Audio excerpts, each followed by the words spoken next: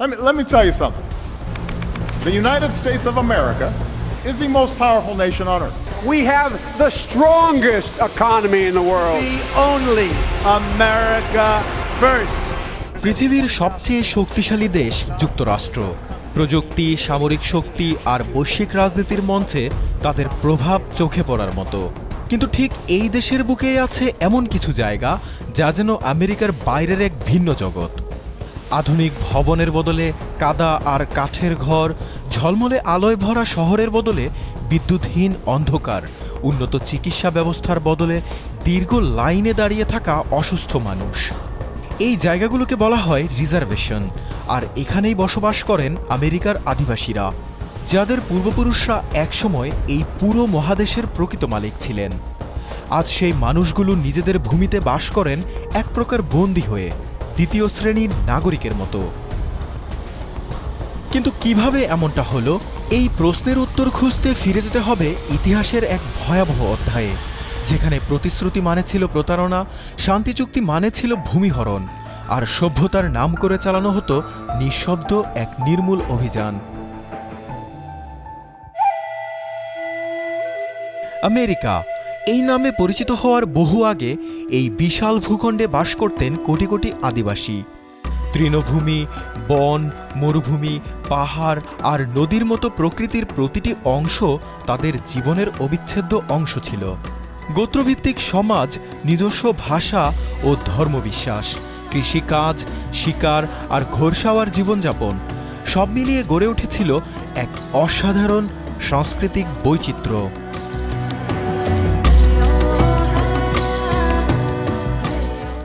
কিন্তু ইউরোপীয়দের আবির্ভাবের পর সবকিছু পাল্টে যেতে থাকে। ক্রিস্টোফার কলম্বাসের আগমন, তারপর ব্রিটিশ, ফরাসি ও স্প্যানিশ বসতি স্থাপনকারীদের আগমন এই মহাদেশের মূল বাসিন্দাদের জীবনের সূচনা করে এক ভয়াবহ অধ্যায়ের। সংঘর্ষ বাড়তে থাকে, যুদ্ধ আর রোগে মৃত্যু ঘটে লক্ষ লক্ষ মানুষের। ইউরোপীয়রা সঙ্গে নিয়ে আসে আগ্নেয়াস্ত্র, মদ এবং সবচেয়ে ভয়ঙ্কর বসতির লোভ। 1776 সালে যুক্তরাষ্ট্র স্বাধীন হওয়ার পর থেকে শুরু হয় পরিকল্পিত এক উচ্ছেদ প্রক্রিয়া। ভূমি দখলের জন্য গঠিত হয় একের পর এক আইন। এর ধারাবাহিকতায় আসে সবচেয়ে নিষ্ঠুর সিদ্ধান্ত, 1830 সালের Indian removal act. President Andrew জ্যাকসনের নেতৃত্বে পাশ হওয়া এই আইনের মাধ্যমে আদিবাসীদের বলা হয় তাদের নিজ ভূমি ছেড়ে পশ্চিমে নির্ধারিত রিজার্ভেশন এলাকায় চলে যেতে। এই কথিত রিজার্ভেশন আসলে ছিল বিচ্ছিন্ন, অনুর্বর ও কঠিন প্রাকৃতিক পরিবেশের কিছু এলাকা, যেখানে কৃষিকাজ করা ছিল কঠিন, খাবার মিলত না সহজে, আর কোথাও কোথাও শীত এতটাই কনকনে ছিল যে বেঁচে থাকাই প্রায় অসম্ভব ছিল। এই উচ্ছেদ অভিযানের সবচেয়ে হৃদয়বিদারক চিত্র ছিল চেরোকি জাতির ট্রেইল অফ টিয়ার্স। সেনাবাহিনীর বন্দুকের মুখে প্রায় 16,000 চেরোকিকে 2,000 কিলোমিটার হাঁটিয়ে নিয়ে যাওয়া হয় ওকলাহোমার বিরান পথ ধরে। পথে ঠান্ডা, ক্ষুধা আর রোগব্যাধিতে মারা যান অন্তত 4,000 নারী পুরুষ। এরপর ক্যালিফোর্নিয়ায় শুরু হয় আরেক দুঃস্বপ্ন। 1850 সালের দিকে সোনার খনি আবিষ্কৃত হতেই সেখানে শুরু হয় ভয়াবহ আদিবাসী শিকার অভিযান। সরকার আদিবাসীদের মাথার জন্য পুরস্কার ঘোষণা করে। একজন আদিবাসীকে হত্যা করলেই মিলত নগদ অর্থ। মাত্র 20 বছরের মধ্যেই নিহত হন প্রায় 1 লাখেরও বেশি আদিবাসী। এভাবেই পশ্চিমে এগুতে থাকে সভ্যতার রথ। একের পর এক গোত্রকে সরিয়ে নেওয়া হয়, একের পর এক যুদ্ধ বাধে, একের পর এক প্রতিশ্রুতি ভাঙে মার্কিন সরকার। 1868 সালে ফোর্ট লারামি চুক্তি তার অন্যতম উদাহরণ। লাকোটা জাতিকে ব্ল্যাক হিলস অঞ্চল দেয়া হয়েছিল, কিন্তু যখন সেখানে সোনা পাওয়া যায় তখনই সেই চুক্তি ভেঙে দেয়া হয়। আদিবাসীদের সরিয়ে সেখানে গড়ে তোলা হয় সোনার খনি ও বসতি। হিসেব বলছে মার্কিন সরকার 350টিরও বেশি চুক্তি করেছিল আদিবাসীদের সঙ্গে, কিন্তু এর প্রায় সবকটি পরবর্তীতে লঙ্ঘন করা হয়েছে।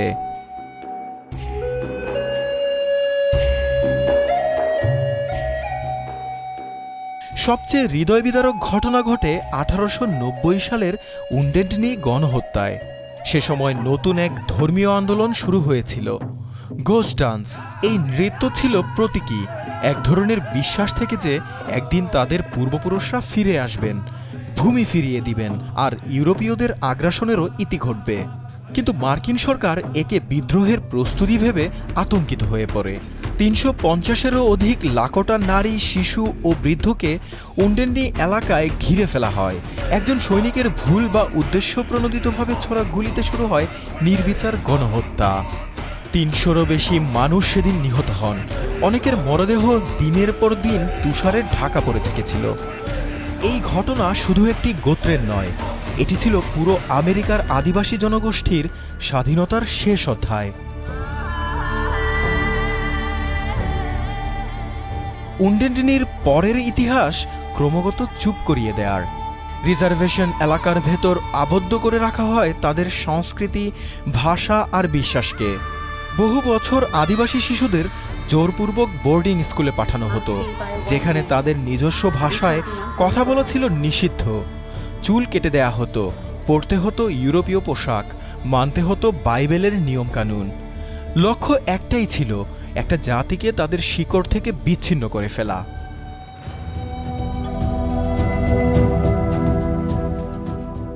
আজ গোটা আমেরিকা জুড়ে ৫৭৪টি কথিত উপজাতি গোষ্ঠী রয়েছে। প্রায় ৭০ লাখ আদিবাসী বাস করেন দেশ জুড়ে, যাদের বড় অংশ ৫০০টিরও বেশি রিজার্ভেশন এলাকায় বসবাস করেন। একসময় যারা পাহাড়, নদী আর তৃণভূমির সন্তান ছিলেন, যাদের কাছে ভূখণ্ড ছিল শুধুই সম্পদ নয়, ছিল পরিচয় আর আত্মার সঙ্গে এক বন্ধন, তাদের ঠেলে দেওয়া হয় ছোট ছোট বিচ্ছিন্ন এলাকায়। একসময় যারা বুনো ঘোড়ায় চড়ে ঘুরে বেড়াতেন বিস্তীর্ণ তৃণভূমিতে, আজ তারা জীবনের লড়াইয়ে আটকে আছেন কংক্রিটের দেয়ালের মাঝে। আদিবাসীদের এই রিজার্ভেশনগুলো বাস্তবে যেন একটি পৃথক আমেরিকা, যেখানে সবকিছু নিয়মের বাইরে, সুবিধার বাইরে, মূল ধারার বাইরে। একদিকে রয়েছে বঞ্চনার পাহাড়, অন্যদিকে রয়েছে অস্তিত্বের চরম সংকট। এই রিজার্ভেশনগুলো যেন আধুনিক বিশ্বের ভেতরেই একটা থার্ড ওয়ার্ল্ড। নাভাহো নেশন যুক্তরাষ্ট্রের সবচেয়ে বড় রিজার্ভেশন।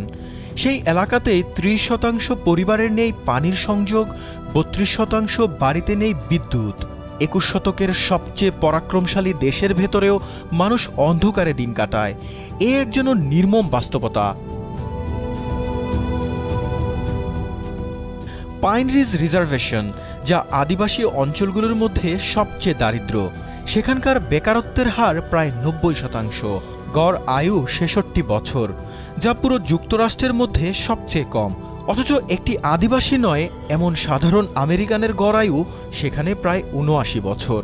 অর্থাৎ শুধুমাত্র পরিচয়ের ভিত্তিতে একজন মানুষ প্রায় ১৩ বছর আগেই পৃথিবী ছাড়েন। এখানে রোগ ব্যাধিও যেন বংশানুক্রমে জন্ম নেয়। ডায়াবেটিস, হৃদরোগ, উচ্চ রক্তচাপ আর অপুষ্টি, এসব অসুখ এখানে মহামারীর মতো। কিন্তু স্বাস্থ্যসেবার চিত্রটা আরও করুন। বহু জায়গায় হাসপাতালই নেই, চিকিৎসক পাওয়াই দুর্লভ, ওষুধ নেই, নেই জরুরি পরিষেবাও। IHS বা ইন্ডিয়ান হেলথ সার্ভিস নামে সরকারি স্বাস্থ্য ব্যবস্থা থাকলেও তার বাজেট এতটাই অপ্রতুল্য যে এখানে চিকিৎসা পাওয়া অনেকটাই লটারি জেতার মতো ব্যাপার হয়ে দাঁড়িয়েছে। শিক্ষা যেন বইয়ের পাতায় সীমাবদ্ধ। আদিবাসীদের বেশিরভাগ স্কুলেই পুরনো পাঠ্যক্রম আর সীমিত শিক্ষক নিয়ে চলছে। পাইন রিজার্ভের মতো এলাকায় ১০ জন শিক্ষার্থীর মধ্যে ৭ জন মাধ্যমিকের আগেই স্কুল ছাড়েন। অনেক এলাকায় উচ্চশিক্ষার কোনো সুযোগই নেই। যেসব তরুণ তরুণী একটু উন্নতির স্বপ্ন দেখেন, তারা বাধ্য হন রিজার্ভেশন ছেড়ে শহরে যাওয়ার। কিন্তু সেখানেও মুখোমুখি হন বর্ণবাদ, অবজ্ঞা আর সামাজিক বৈষম্যের। একটা অদৃশ্য প্রাচীর যেন সবসময় ঘিরে রাখে তাদের, বলে তুমি মূলধারার কেউ নয়। রিজার্ভেশন এলাকায় মাদক, অ্যালকোহল সেবন যেন ভয়াবহ মাত্রা ছাড়িয়ে গেছে। তরুণদের মাঝে হতাশা এমন এক পর্যায়ে পৌঁছেছে যে আত্মহত্যার হার মার্কিন গড়ের চেয়েও ৩ গুণের বেশি এখানে। আর যখন জীবন এতটাই কঠিন, তখন পারিবারিক সহিংসতা, নারী নির্যাতন আর অপরাধের সংখ্যাও বাড়ছে প্রতিনিয়ত। এত বৈষম্যের পরেও রিজার্ভেশনের মানুষ একে কান্নার জায়গা নয়, লড়াইয়ের জায়গা হিসেবেই দেখেন। এখানেই তারা নতুন করে গড়ে তুলেছেন নিজেদের। অনেক রিজার্ভেশনে স্থানীয়ভাবে পরিচালিত স্কুলে আদিবাসী ভাষা শেখানো হয়। পাইন্স, হুপ ডান্স, পাওয়া উৎসবের মতো ঐতিহ্যবাহী সংস্কৃতি বাঁচিয়ে রাখার চেষ্টাও হয়। স্ট্যান্ডিং রক আন্দোলনের মতো ঘটনা এই আত্মপরিচয়ের জাগরণকেই প্রমাণ করে। 2016 সালে দক্ষিণ ডাকোটায় পাইপলাইন নির্মাণের প্রতিবাদে হাজার হাজার আদিবাসী জড়ো হয়েছিলেন। তবে একটা প্রশ্ন কিন্তু থেকেই যায়, রিজার্ভেশন কি সত্যিই স্বায়ত্তশাসিত এলাকা, নাকি এটা কেবল রাষ্ট্রীয় নিয়ন্ত্রণের আরেক রূপ? আদিবাসীরা এখানকার ভূমির মালিক হলেও তাদের প্রতিটি বড় সিদ্ধান্ত নিতে হয় ফেডারাল সরকারের অনুমতি নিয়ে। জমি বেচাকেনা, খনিজ সম্পদের ব্যবহার, এমনকি সামাজিক প্রকল্প চালু করতেও দরকার হয় অনুমতির। মূলধারার আমেরিকানরা যেখানে ব্যক্তি অধিকার নিয়ে গর্ব করেন, সেখানে রিজার্ভেশনের মানুষ এখনও নির্ভরশীল থাকেন এক জটিল প্রশাসনিক কাঠামোর উপর।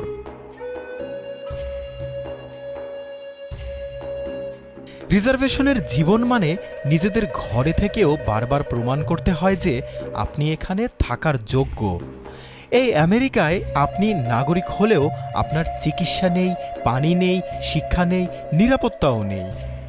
এটা যেন দ্বিতীয় শ্রেণীর নাগরিকত্ব, একেবারে খোলাখুলি নয়, কিন্তু প্রতিটি সুবিধার দ্বারে গিয়ে বুঝিয়ে দেয় আপনি সাধারণ আমেরিকান নন।